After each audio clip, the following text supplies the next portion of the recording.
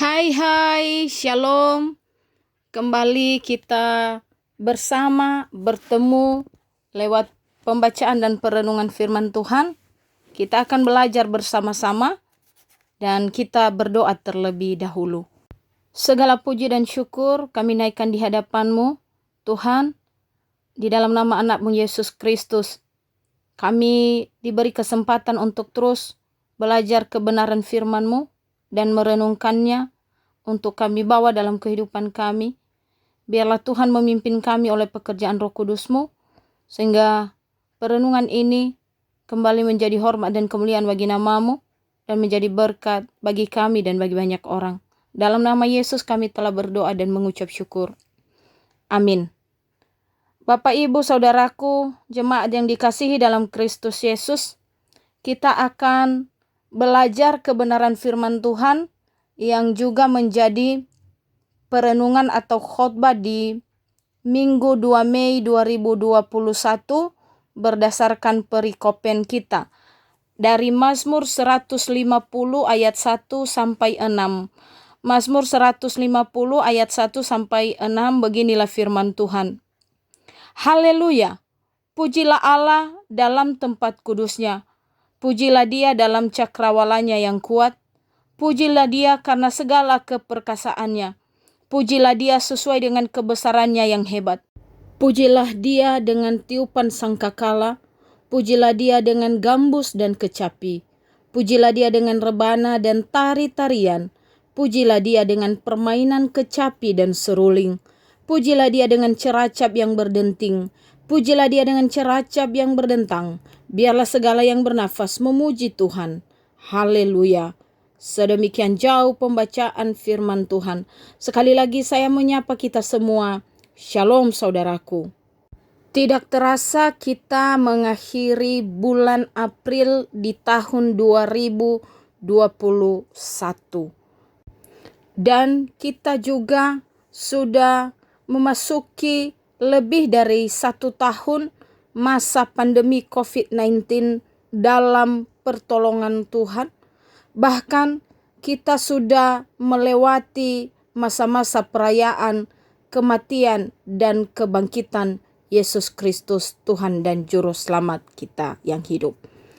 Tidak terasa semua berlalu begitu cepat, dan dalam semua hal itu kita semua umat Tuhan hanya mampu bersyukur kepada Tuhan karena kita semua hidup hanya karena anugerah dan belas kasihan-Nya semata. Dan yang lebih dari itu kita syukuri adalah bahwa sebagai orang Kristen, sebagai orang yang percaya kepada Kristus, yang lebih dari pemenang, yang telah ditebus dari belenggu dosa, kita wajib mensyukurinya lewat kehidupan kita setiap hari. Entah itu dikala suka, dikala duka, susah, senang, ataupun sehat dan sakit, dan dalam segala keadaan.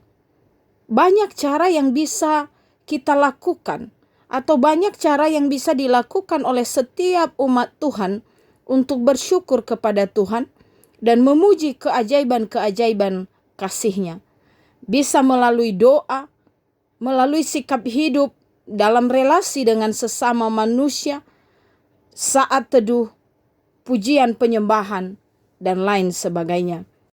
Firman Tuhan yang baru saja kita baca yang menjadi perenungan kita hari ini dari Mazmur 150 ayat 1 sampai 6 adalah merupakan mazmur pujian yang berperan sebagai pujian penutup seluruh kitab Mazmur. Dalam pujian penutup ini terkandung rasa keagamaan dan kesalehan yang menjiwai seluruh kitab Mazmur. Pemazmur mengajak umat Tuhan untuk memuji Tuhan yang diiringi dengan segala macam alat musik. Bagian penutup dari kitab Mazmur ini berisikan kekaguman dan pujian umat Israel kepada Tuhan, Raja alam semesta. Dan semua dalam pujian ini, dalam mazmur ini, diajak ikut serta. Itulah yang disampaikan di ayat 6, biarlah segala yang bernafas memuji Tuhan. Ini adalah puncak dari seluruh pujian yang disampaikan kepada Tuhan. Oleh sebab itu, Bapak Ibu jemaat yang dikasihi dalam Kristus Yesus, ada beberapa hal yang perlu kita pahami untuk menyampaikan pujian kepada Tuhan berdasarkan Mazmur 150 ayat 1 sampai 6 ini. Yang pertama, Tuhanlah yang layak untuk menerima pujian. Dialah Raja di atas segalanya, yang bertakhta di tempat yang maha tinggi, oleh karena kebesaran dan keperkasaannya. Itu bisa kita lihat di ayat 1 sampai dengan ayat 2. Dan ada 4 catatan keberadaan Allah yang menjadi dasar pujian dan syukur orang percaya dalam firman Tuhan saat ini. Yang pertama, memuji Allah yang bertahta di tempat kudusnya. Bait Allah adalah simbol dan realita kehadiran Allah di bumi. Lalu yang kedua, memuji Allah yang bertahta dalam cakrawalanya yang kuat. Ini adalah ungkapan yang menegaskan bahwa Allah hadir di setiap tempat.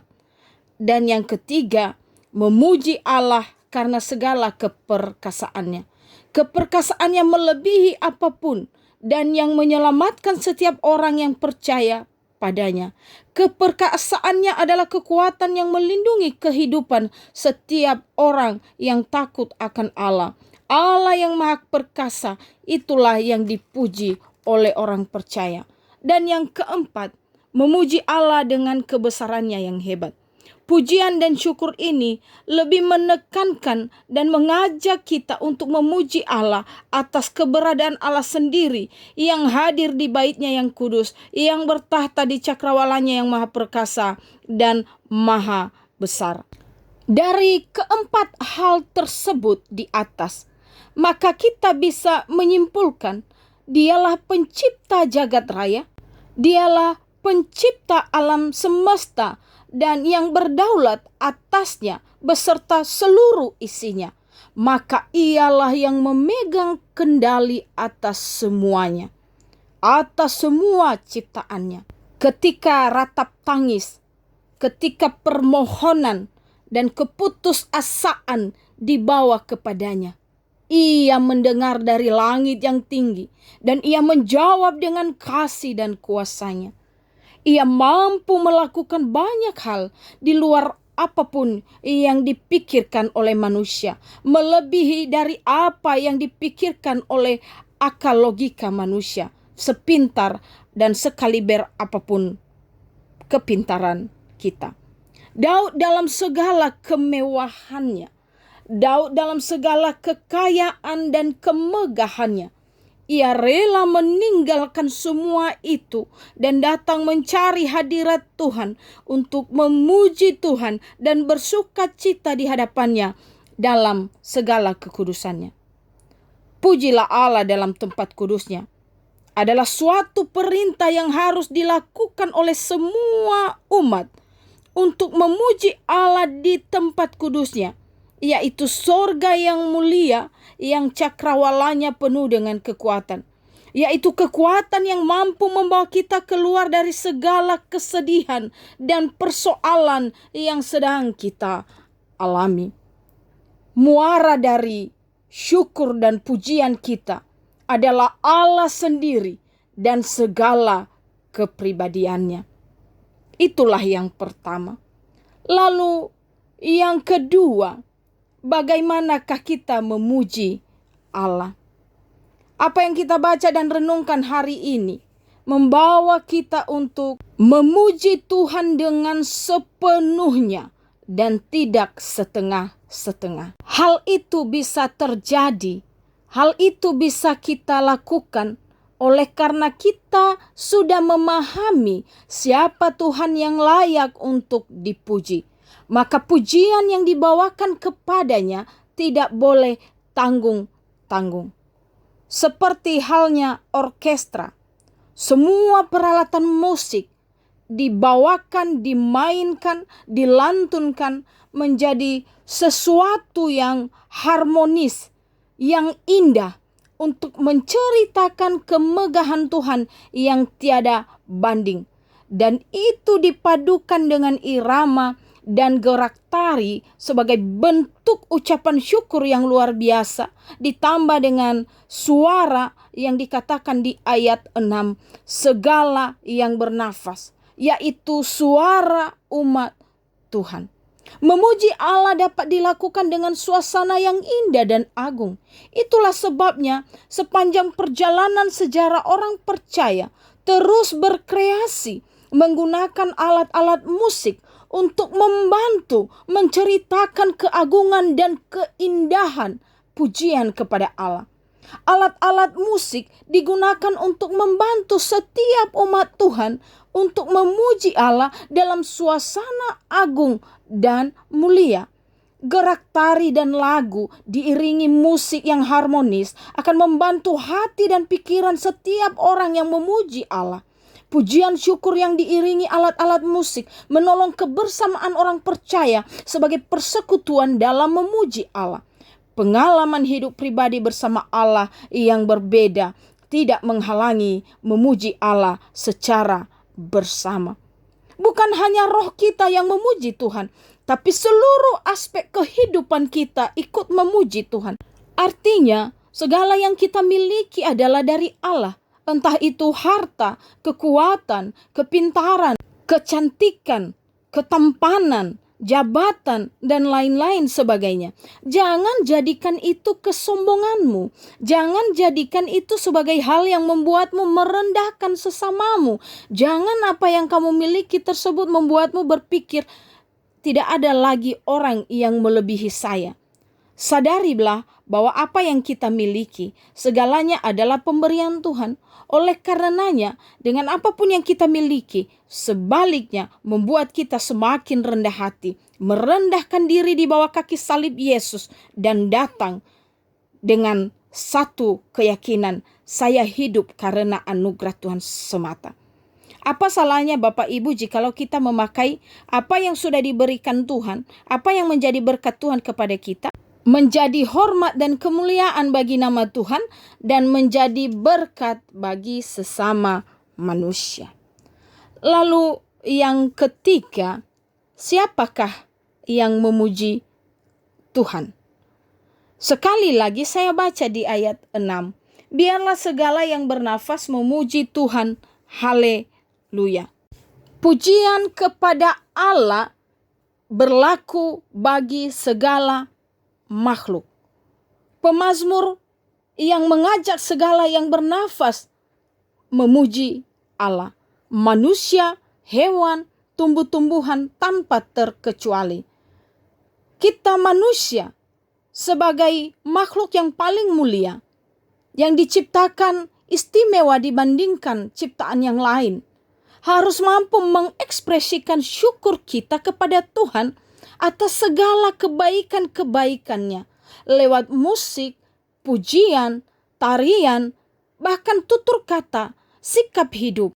Terlebih kita sebagai orang percaya, sebagai anak-anak Tuhan, selayaknya kita memuji Allah dengan seluruh kehidupan kita, hati, pikiran, roh, dan perbuatan. Suasana hidup setiap orang mempunyai bermacam-macam atau beraneka ragam pergumulan.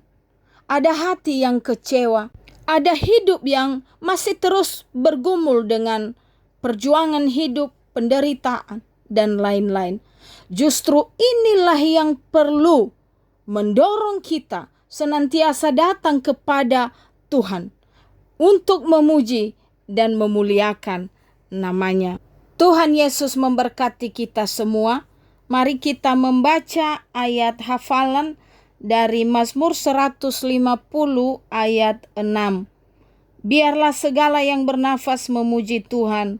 Haleluya. Sekali lagi, biarlah segala yang bernafas memuji Tuhan. Haleluya. Kita berdoa. Kembali kami datang di hadapan-Mu, ya Tuhan Yesus, Sang Pemilik kehidupan kami, Tuhan dan Juru Selamat kami yang hidup. Anugerah-Mu sajalah yang membuat kami hidup, dan anugerah-Mu sajalah yang menyelamatkan kehidupan kami, sehingga tiada henti kami bersyukur di hadapan-Mu. Dan firman Tuhan hari ini mengajak kami terus dan mendorong kami terus untuk memuji memuliakan Tuhan dalam seluruh kehidupan kami. Pimpin bimbing kami terus dalam kekuatan pertolongan Roh Kudus-Mu, sehingga kami boleh melakukan, mengaplikasikan kebenaran firman Tuhan ini di sepanjang kehidupan kami.